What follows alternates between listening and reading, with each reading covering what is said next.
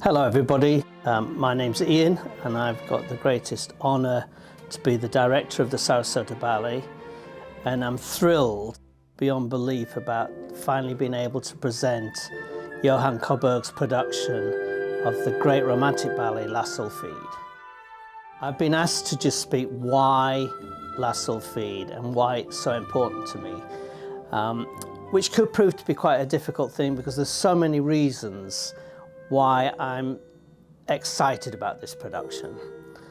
One, for the dancers to be able to work with Johan in the studio and perform one of the greatest romantic ballets is just an amazing gift for them. And I'm hugely jealous because it's one of the roles that I always was desperate to dance and came so close to perform it in London, but then it clashed with a tour we were doing. So from that aspect, but it goes back even further. The Royal Danish Ballet, the Danish Ballet are known for their training, their style, particularly for the male dancers. And going back many, many years ago when I first started, for some reason I got this bug that I wanted to dance. It was a way that I could forget everything from outside, and I was just lost in the moment in trying to do physically the exercises and generally, but it was quite difficult because I was already quite old at that point and I was always told to just go to the back of the class and follow. So I was sort of 14, nearly 15, and these little girls in front were probably 8 or 9 or something, so it was a little bit awkward, a little bit embarrassing, this lump at the back. And then I had the great pleasure of meeting up with somebody called David Gale, who ran the Yorkshire Ballet Seminars, and he invited me over, and there was this Danish master, Hans Brenner, was there, and it was one of those where I took my usual place at the back of the class, and he did this combination, and it was like little quirky jumps, landing to go on to something else, just lots of moving, and I suddenly found myself at the front of the room. I had no idea how I got there. It was just great excitement, and it was almost like a roller coaster. I ran back to do it again and again, and that's where the bug of the Danish, the Bonneville technique and style got me.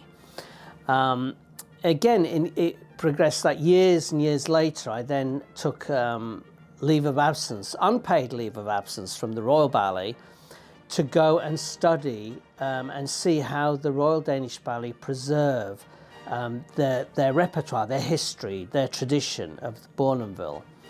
And I arrived in Copenhagen, and I was very excited because, I say, they were really renowned for male dancers. In particular, in the ballet world, one of the greatest of all time was Brun.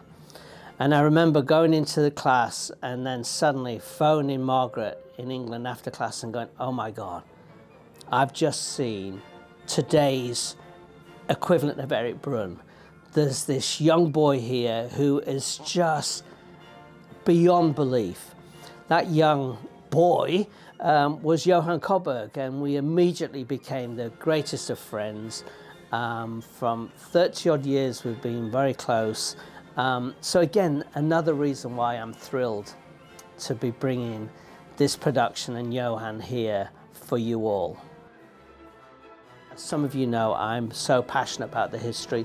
That's why behind me you'll see one of the original lithographs from 1840 something, which was actually belonged to the great baby ballerina, the great ballerina assoluta, Dame Alicia Markova. That was part of her collection, which I was very fortunate that Margaret gave me that quite a few years ago as for a birthday present.